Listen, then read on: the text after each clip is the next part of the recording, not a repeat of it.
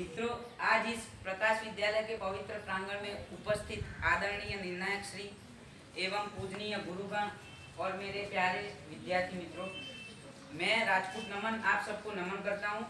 और आज मेरी यह आशा है आपसे कि जो आज मैं रक्षाबंधन एक पवित्र त्यौहार है उसके बारे में बताऊंगा तो आप सब ध्यान से और शांतिपूर्वक सुनेंगे, ऐसी मेरी आशा है।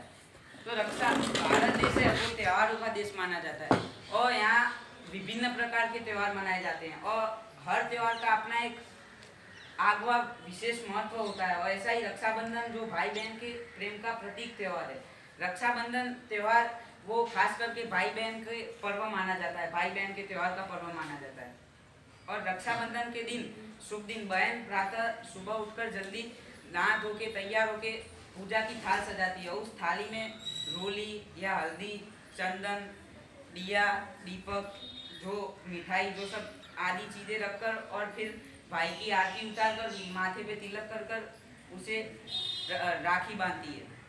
और तब भाई अपनी बहन को खुश होकर उपहार देता है, पैसे देता है, भेंट में इत्यादि चीज़ें देता है। तो तब बहन और भाई के बीच में प्यार का एक संबंध खड़ा होता है और भाई बहन का प्रेम वो अटूट होता है। और रक्षाबंधन त्यौहार है वो सामाजिक त्यौहार माना जाता है, क्योंकि रक्षाबंधन सिर्फ अपना भारत देश में ही नहीं मनता, और भी कई देश अपना जो रक्षाबंधन का त्यौहार है वो मनाते हैं। नेपाल के पहाड़ी इलाकों में जो लोग हैं वो अपने भारतीयों की तरह ही अपनी बहन से राखी बंधवाते हैं।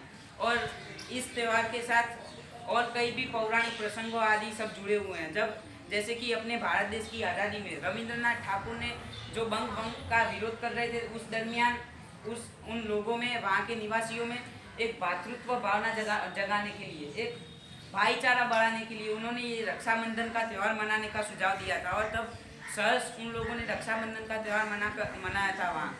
और पौराणिक प्रसंग ले तो उसमें जब देवासुर संग्राम शुरू हुआ तो उस संग्राम में दानव देवों पर हावी होते हुए नजर आए। तब इंद्र घबरा गए और वो बृहस्पति के पास आए और फिर उन्होंने कहा कि अब क्या किया जाए। तब इंद्राणी ने सब सुना और उन्होंने एक धागा अभिमंत्रित करके इंद्र के हाथ पर बांधा और कहा कि आप जाओ, पूरे विश्वास के साथ लड़ो, आपकी विजय होगी। तब इंद्र पूरे विश्वास के साथ लड़े और वो विजयी होकर लौटे।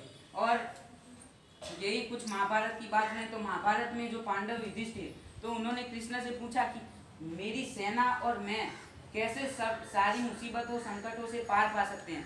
तब कृष्ण ने एक सुझाव दिया कि हम अपनी सेना और हम अंदर अंदर रक्षाबंधन का त्यौहार मनाते। तब उन्होंने ये रक्षाबंधन का त्यौहार मनाने की सलाह दी थी। और इत्तेफाक से ये दिन जो इंद्राणी ने इंद्र को राखी बांधी थी, तब श्रावण पूर्णिमा का दिन था। और तब से ये श्रावण पूर्णिमा के दिन ये राखी बांधने की प्रथा चली। और जब कोई योद्धा युद्ध में युद्ध लड़ने के लिए जाता है, तब महिलाएं उसको कुमकुम का तिलक करके उसकी आरती उतार कर एक रक्षा सूत्र बांधती हैं, जो उन महिलाओं को ये विश्वास दिलाता है कि युद्ध जीतकर और विजयश्री लेकर वापस आएंगे। और इसी तरह ने तो अब तो जब इसी बात से जग प्रसिद्ध एक कहानी है कर्मावती की, मेवाड़ की रानी। तो उन्हें एक पूर्व सूचना मिली कि जो बहादुर शाह है वो मेवाड़ पर आक्रमण करने जा रहा है। तब उन्होंने, वो युद्ध में असमर्थ थे युद्ध करने के लिए उसके साथ, और उन्होंने फिर हुमायूं को, मुगल शासक हुमायूं को राखी भेजी। और वो मुसलमान होते हुए भी उसने हमारी राखी की लाज रखी। तो कहते हैं मित्रों कि ये लम्हा कुछ खास है, ये लम्हा कुछ खास है, भाई के मन में कुछ आस है, तू सुकून में जिए हमेशा है और ये भाई तेरे साथ है हमेशा, ऐसा भाई कहता है। तो तब हुमायूं वो अपनी मुँह बोली बहन कर्मावती की रक्षा के लिए तुरंत वो मेवाड़ पहुंचे और उधर उन्होंने बहादुर शाह के विरुद्ध, मुसलमान होते हुए भी उनके विरुद्ध युद्ध करके अपनी मुँह बोली बहन कर्मावती और उसके राज्य मेवाड़ की रक्षा की थी।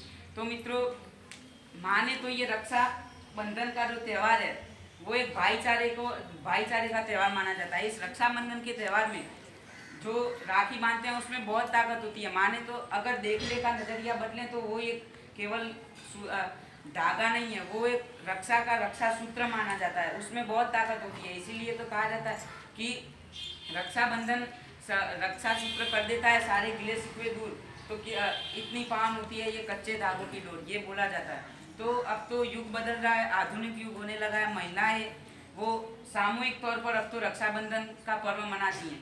और ये महिलाएं रक्षाबंधन के दिन जो सरकारी कर्मचारी होते हैं, जैसे कि बस ड्राइवर, कंडक्टर इत्यादि जैसे को राखी बांधने के लिए जाती हैं, उन्हें राखी बांधती हैं सर। अब वो उन्हें छुट्टी नहीं मिलती ऐसे त्यौहार पर और कार्यरत रहना पड़ता है, और फिर भी वो राखी बांधने के लिए जाती हैं। और अब सोचें कि हमारे जो फौजी हैं भारत के, जो भारत की सीमाओं पर अपने देश की रक्षा कर रहे हैं, तो वो 24 घंटे अपने देश की सीमा पर रहकर इस रक्षाबंधन जैसे पवित्र त्यौहार से दूर रहकर भी अपने देश की सेवा में तत्पर हैं।